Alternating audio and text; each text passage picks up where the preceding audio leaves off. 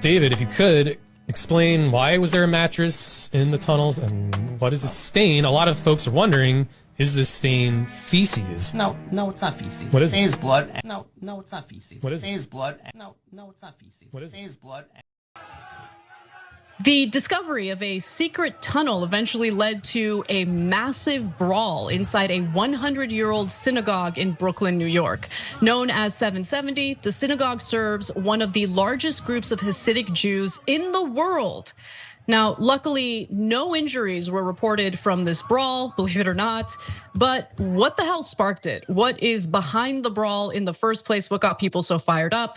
Well, it was all over the discovery of a tunnel and an attempt by authorities to fill it with cement. So you see a gentleman coming out of that tunnel. This isn't in the Middle East, guys. This is in Brooklyn, okay? This is in Brooklyn. If you haven't heard by now of what I call Mattress Gate or Tunnel Gate, there is a big scandal in New York City. Chaos broke out inside of a Jewish synagogue because of a massive tunnel that was discovered under this historic site in New York City. And when authorities tried to shut it down, sheer chaos ensued from these Jewish guys using it. Wild footage is circulating online showing a frenetic scene Monday at the Chabad Lubavitch World Headquarters in Brooklyn's Crown Heights, serving as the meeting location and place of worship for Orthodox Jews in that area. And it all has to do with this hidden tunnel. Long story short, this underground enclosure leading into this synagogue was stumbled upon last month by people who reported hearing weird noises under their homes. There are reports that a select group from this synagogue were using this tunnel to access a women's bathing area. This viral event literally took social media by storm, starting with this mattress. This mattress is so gross that this would not be on the list of mattresses we used to flip on growing up. Also, what stands out about this mattress is that it's a baby mattress. What were they doing in those tunnels? What were they doing on this mattress to cause this gross stain? We are now joined by David Saltzman, who is a member of the now infamous Synagogues in Brooklyn. We've all heard the news story about these tunnels that were discovered underneath this synagogue. And there's a lot of theories going around the internet about why these tunnels exist, a lot of conspiracy theories, wild accusations going on. So we brought David here as a member of the synagogue to set the record straight of any rumors going around why these tunnels exist. Police make a wild discovery underneath a synagogue in Brooklyn. An illegal tunnel found below the Chabad Lubavitch World Headquarters in Crown Heights. All right, Fox 5's Lisa Evers takes a look at how it was discovered.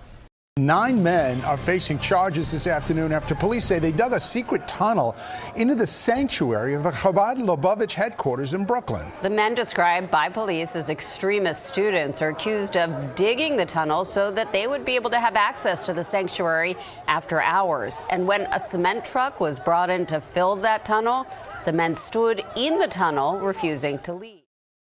And I want to be clear, there's been conflicting reporting on this story. When I was reading about it recently, there were claims that the tunnel was built specifically to skirt COVID orders that closed down religious buildings and that people wanted to continue worshiping. And so they needed a secret pathway or passageway into the synagogue. But I don't think that's really what's going on here. So why was the secret tunnel built in the first place? This is where it gets complicated.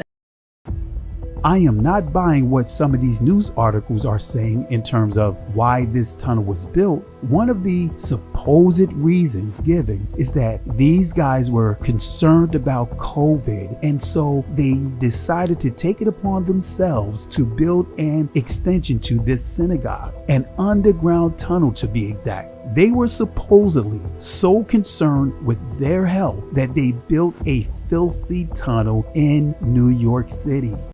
There was one more viral image going around, and this is the one everyone's been talking about.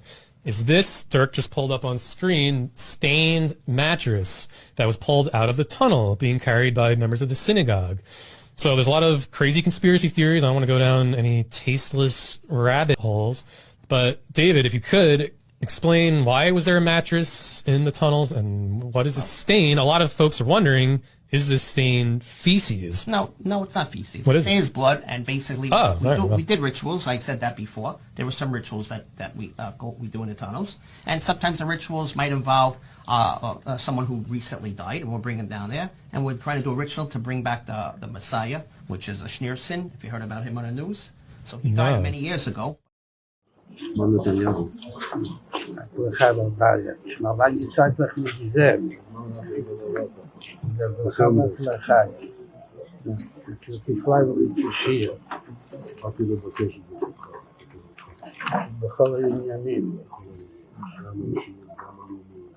בזמן שישראל לאחרונה נמצאות מתקסו כמה עניינים. מה שרואה עוד, וגם מטו שעדיין משאיר ליבו. אז הייתה משהו עם מה ידיעתו. הכנראה שהיא מספיק, כאילו שהיום כבר כמה שעות בגלל עדיין ליבו. אבל יש עוד כמה שעות, אבל יש להשתדל גם היום, בצורה טובה. יש שמחה וטוב לבוא. כדי שחסידים מקפידים שכל עניינים יהיו בשמחה. בצורה טובה, הצלחה רבה. In New York City, 20,000 Hasidic Jews still keep traditions which have remained unaltered for centuries. They are called the Lubavitch Chabad.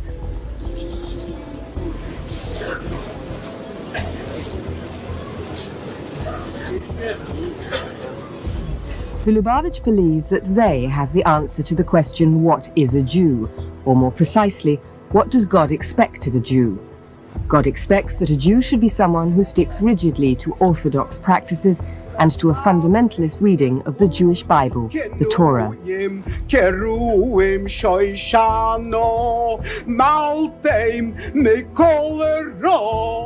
Crown Heights, Brooklyn is the headquarters of a movement which has set up communities in 28 countries. The influence of the Lubavitch is felt worldwide, but most notably in Israel, where Orthodox religious parties would like to achieve a purely religious state. Hasidism began in Eastern Europe in the 18th century and was argued over even then. It attracted thousands to its emotional, mystical worship, but existing orthodoxy opposed it. Hasidic life centers on a charismatic leader known as the Rebbe. The Lubavitch Rebbe is Menachem Mendel Schneerson. He's the seventh in a dynasty which stretches back 200 years. He is revered by his followers as father, guru, king, miracle worker, perhaps even Messiah. This action makes clear that Title VI of the Civil Rights Act, which prohibits the federal funding of universities and other institutions that engage in discrimination, applies to institutions that traffic in anti-Semitic hate. So this is a very powerful document that we're signing today, and it's been a very big story over the last number of days when they heard. As you know, they had almost universal support in Congress, and yet they didn't get it done. And this has gone on for years and years. They've almost had universal support, but there was always a roadblock. But this year there's no roadblock because I'm doing it myself. It's much easier. And we have support from many in Congress. This is our message to universities. If you want to accept the tremendous amount of federal dollars that you get every year, you must reject anti-Semitism. It's very simple. My administration will never tolerate the suppression, persecution, or silencing of the Jewish people. We have also taken a firm stand against the so-called divestment and sanctions movement, or BDS. You know that very well. And I have to tell you, Jared Kushner and Ivanka, they've been talking to me about this for 3 years now, maybe longer than that. But I go back about 3 years where it's something that I could do about it. You know, in this position, we can do things about it. Before that, not quite as much. I'd be just like you. successful, doing nicely, but not for this. But they've been talking from the beginning of the administration. They've been bringing this up. And we forcefully condemn this anti-Semitic campaign against the State of Israel and its citizens. You just like me because my daughter happens to be Jewish, right? She has a great husband, Jared, and I'll tell you what, Ivanka could not be happier, and she's very proud. The only bad news, I can't get her on Saturday. I call and call. I can't speak to my daughter anymore on Saturday, but that's okay. Oh, beautiful. That's beautiful.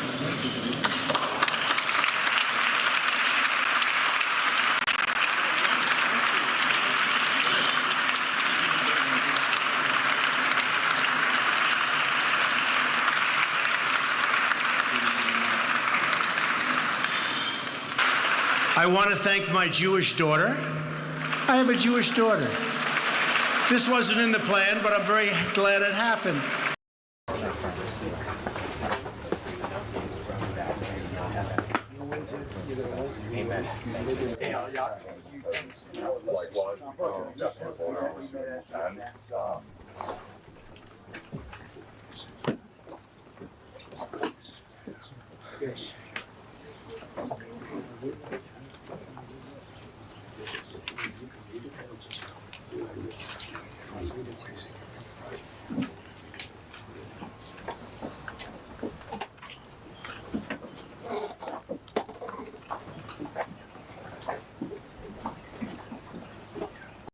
According to the source, Trump was pushed by his daughter Ivanka and son-in-law Jared Kushner to join the faith. At first, Trump resisted, stating it would threaten his base of evangelical Christian voters. However, he had a change of heart and officially converted in early 2017. Should we do that on camera? Absolutely. Sure.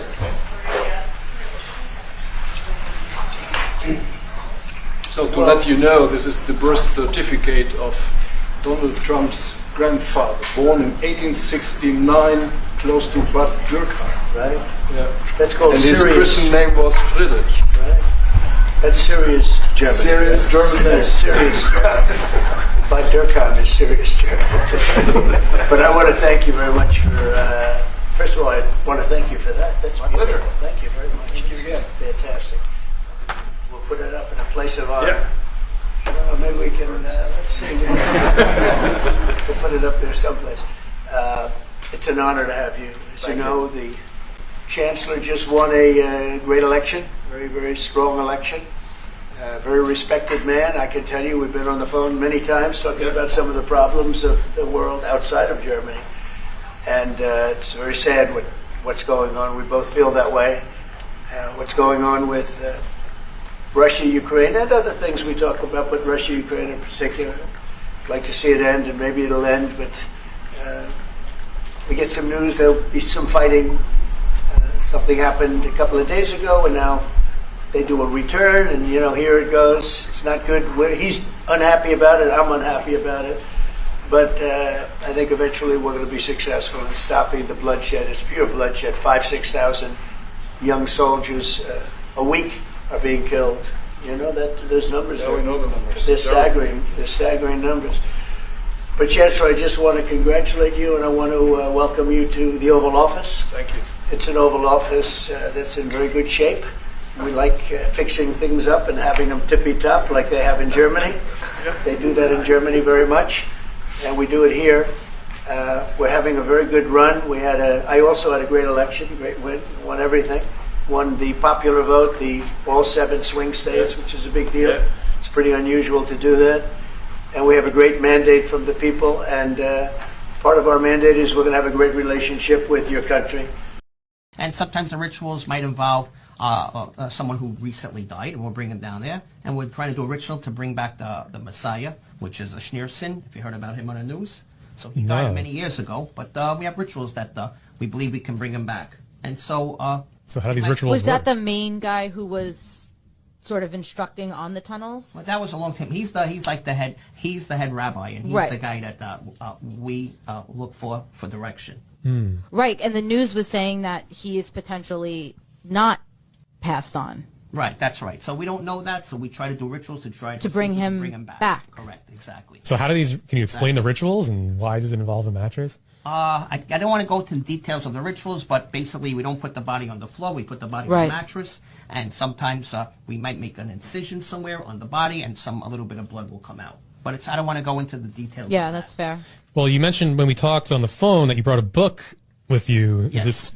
Yes, this is the type of book I bought, and this is the type of book that describes different types of rituals and things of that nature. So how does that, like, can you explain the book? Well, it's too detailed to go through the book. You know, it's a detailed book, but I suggest if you have a chance and you want to get the book, you can read it. The Book of Living and Dying. Yes, the Tibetan Book of Living and Dying. So where did you guys learn? You guys use this for the rituals? Is this an ancient Judaism thing? No, we use some different books, and this is one of the books. So how did you learn of this, though? Again, through other members. Okay.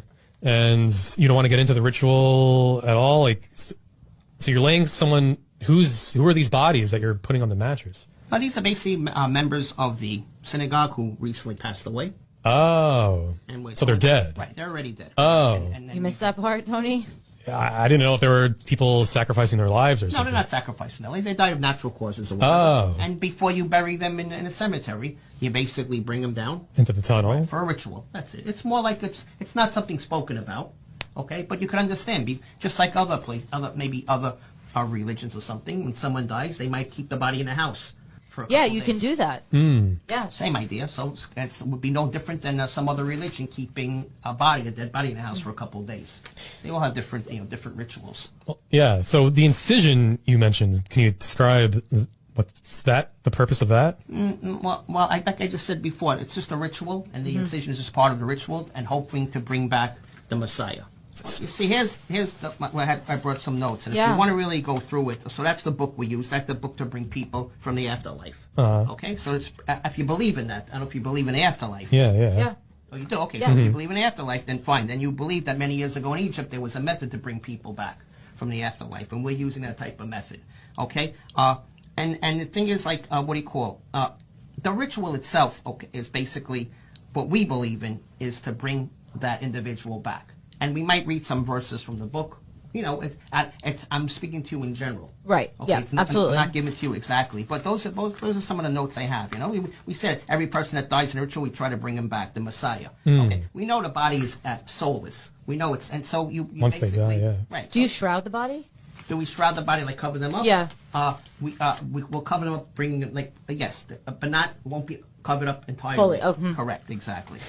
So that's it. So the blood, like I said, see in my notes here, so the blood's from the incision made in a mattress, and we hope that the Messiah's spirit will come into that. That's what we hope for. Okay, we believe, like you said, you even brought it up, and you know that Schneerson was the Messiah. We believe in him. He died many years ago, but you said he might be alive, which is possible. And if he's dead, we try to bring him back. If he's alive, let it be. So Dirk pulled up here on screen a wiki article kind of explaining how a sect of Judaism, of the synagogue you go to, they actually believe Schneerson did not die, quote. So is it possible? Right, some believe that. Here's the whole thing. Remember, within the synagogue, within the members, not everyone has the same exact belief. Right. Okay, so there is different levels of Judaism, and there are different levels of Christianity, and there are different levels of everything. So not everyone is considered like when you say Jewish, there are some very religious Jews and some moderate Jews, so forth, and so not everyone has the same exact belief. Some believe that he's dead, some believe he's alive. Right. So you're trying to bring him back with this ritual. Some believe he is back. Does that mean the ritual worked? For those that believe that he came back, then it worked for them. Wow. Yeah. For those that didn't believe, it didn't work for them. Well, that's pretty amazing then. So you guys might have brought back the Messiah on Earth. He's living, the Messiah? Anything is a possibility. Seeing this baby mattress reminded me of a major child abuse scandal that rocked this community years ago. Take a look at these clips and make a note of each reference from their oral law called the Talmud. He was sexually abused by a trusted teacher and then was shunned by his community as he tried to get justice. And Janine, the teen you're about to meet is the first sex abuse victim from New Square to ever seek justice from the courts. He told me that he has the ability to read the palm of my hand.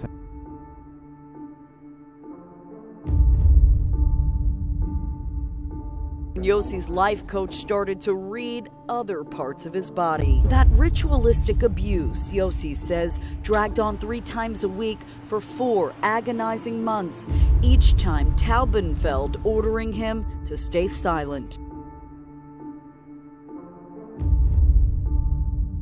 Digging deeper tonight, new concerns about an alleged epidemic of sex abuse being covered up in New York's ultra-Orthodox Hasidic Jewish community. A New York rabbi arrested in Beverly Hills, accused of molesting children in Brooklyn.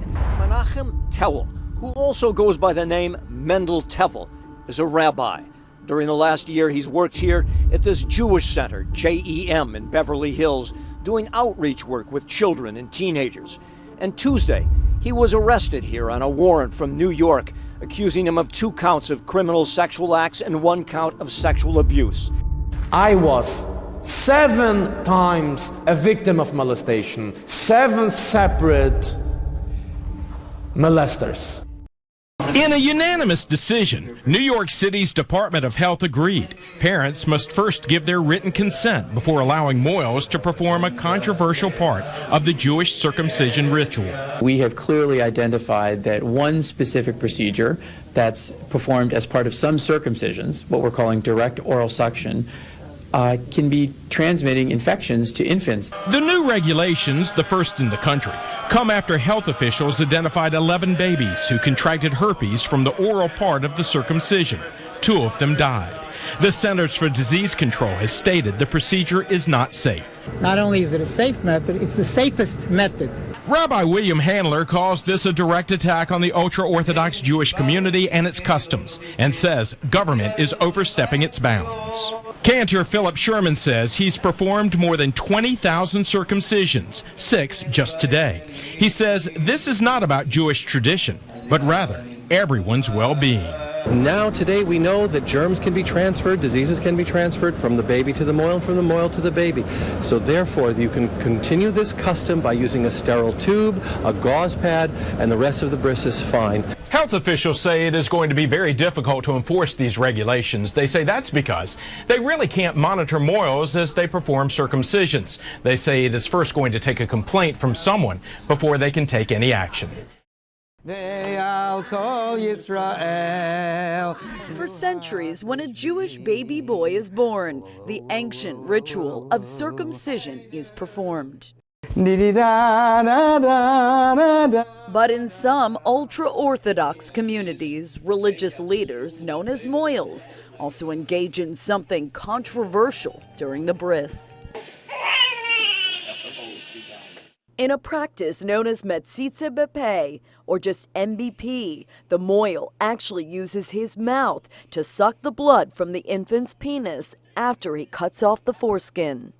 Meant to prevent infection and serve as a celebration of life, News 12 has learned the little-known practice has turned into a curse for life for some babies involved in our area. And it's all because of a local rabbi who's alleged to have a sexually transmitted disease. The rabbis are going to take care of it. They won't let him get away with it. According to these documents we obtained from the state health department, Rabbi Yitzhak Fisher of Muncie has been tied to at least 3 herpes infections in babies, one of whom died back in 2004. Shortly after the tragic death, Rabbi Fisher was forbidden from practicing NBP in New York. But despite this state-issued ban, one concerned mother tells us the infected moil is still placing innocent lives at risk.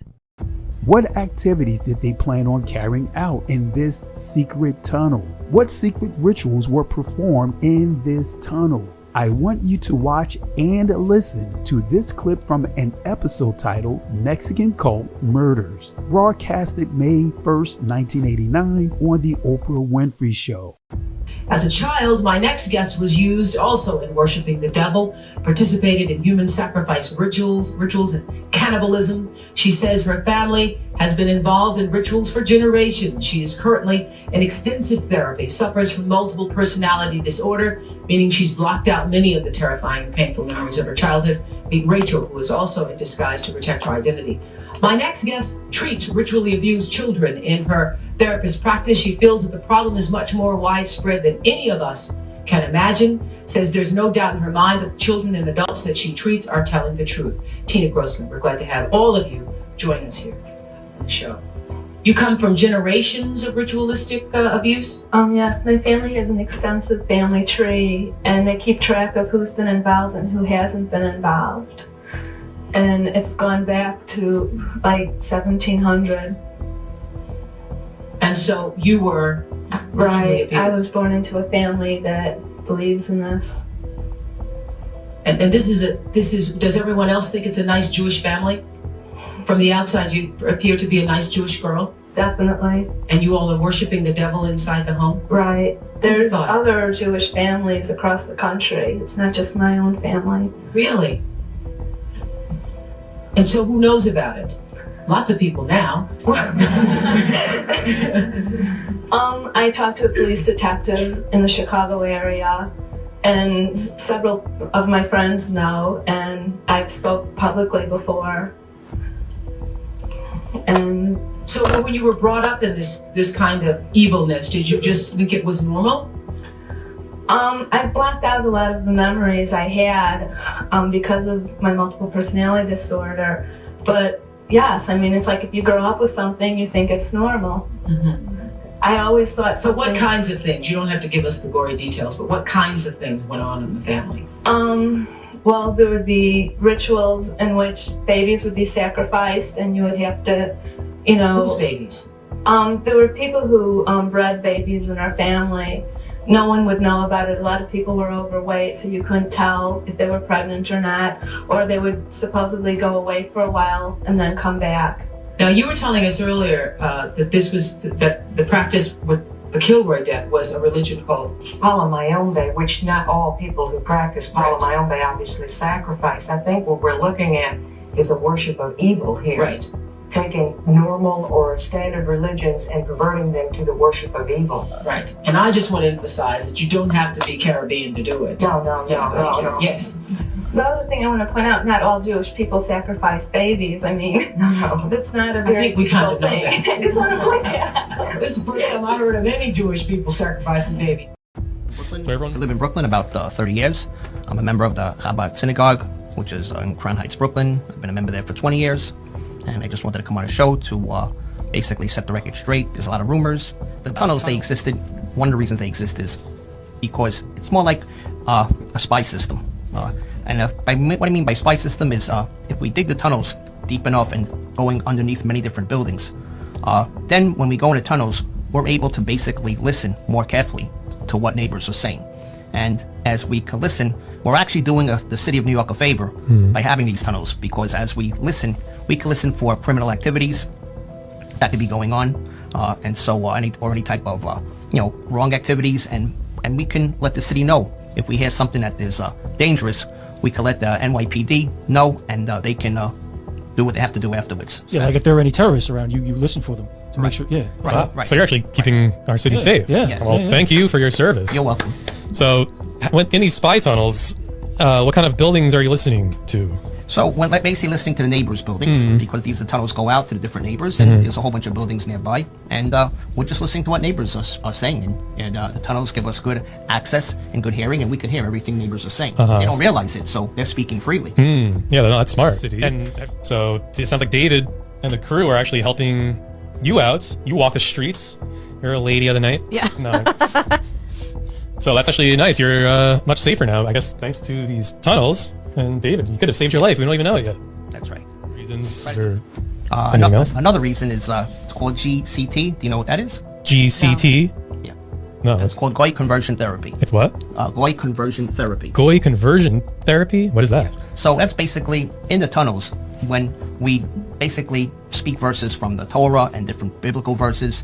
The sound resonates through the grates. It goes through the tunnel, through the grates, and up into the ground. And there are people walking. Now, when people hear these things, to them, they don't see. They just hear. And it's more like subliminal. They're walking and listening to messages.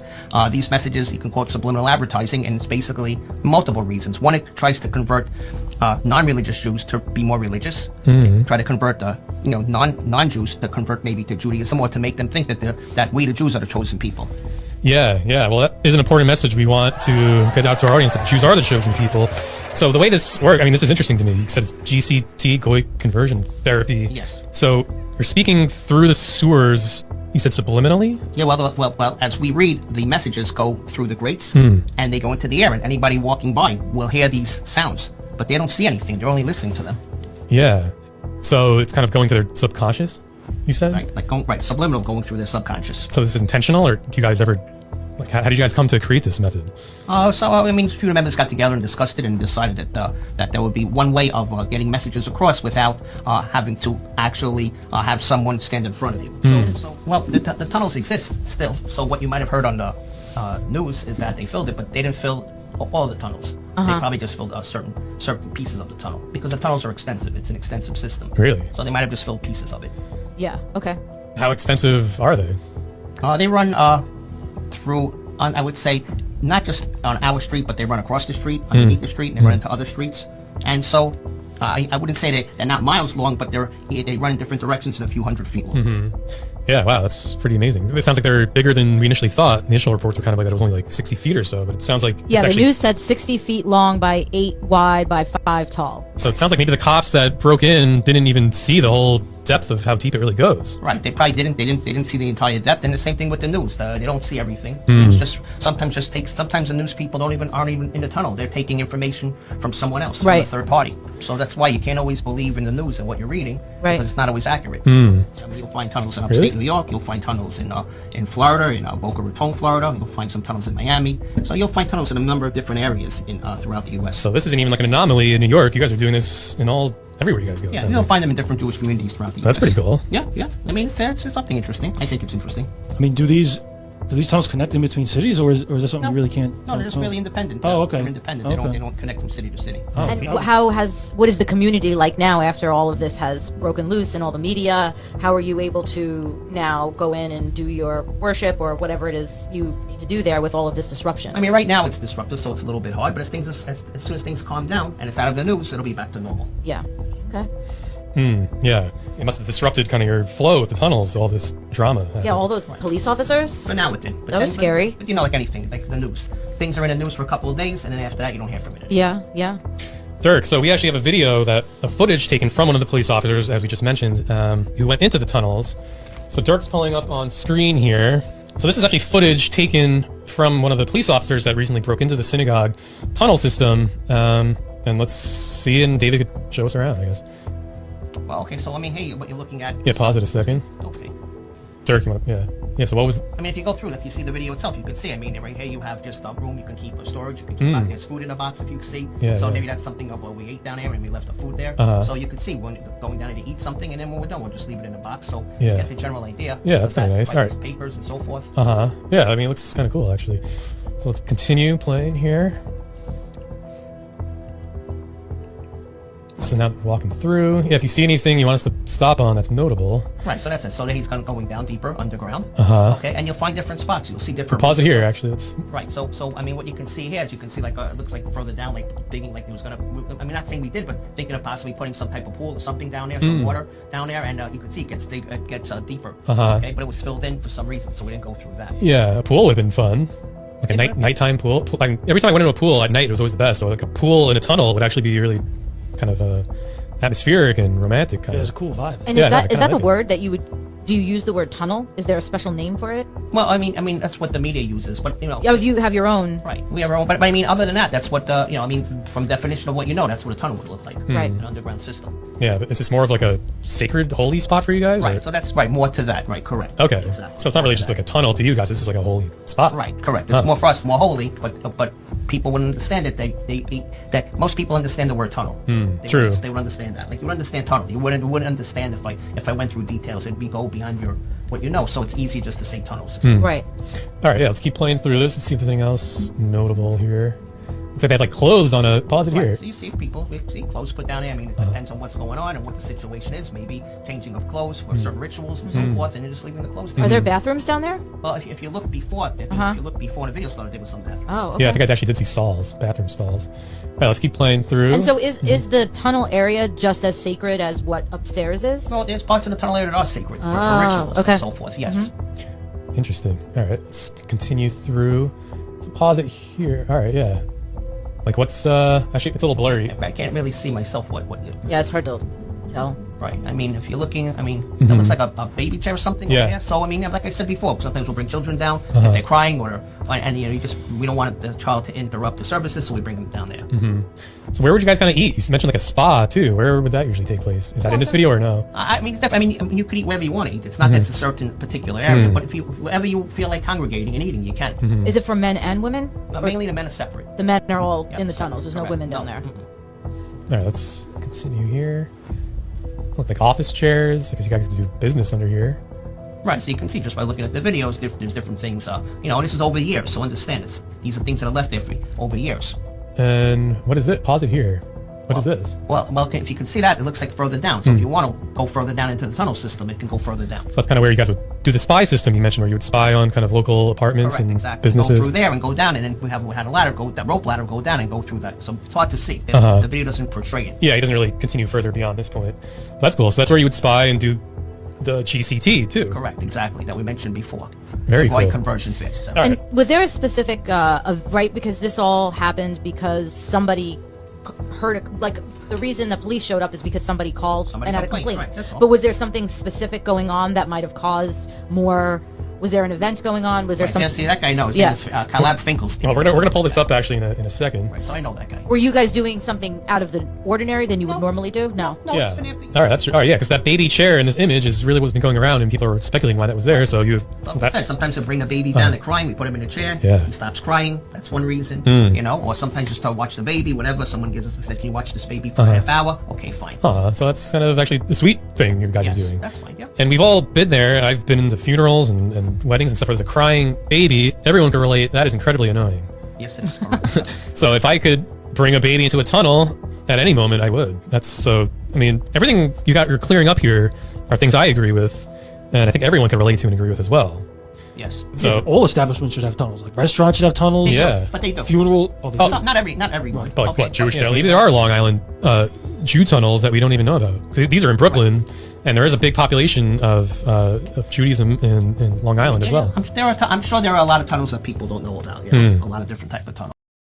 What's your thoughts? Please be respectful with your comments. Also, please click the like, click the notification bell, and subscribe to this channel. Listen, Genesis chapter 11 verse 10 explains the genealogy of Shem. Shem was a black man in Africa.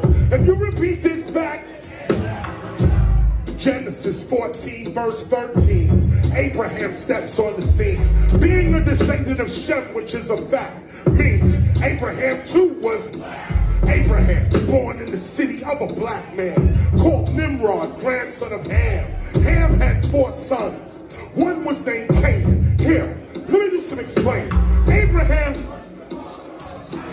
Isaac was Jacob had 12 sons. For real, and these were the children of Israel, according to Genesis chapter 10. These were the children of Israel, according to Genesis chapter 10. These were the children of Israel, according to Genesis chapter 10.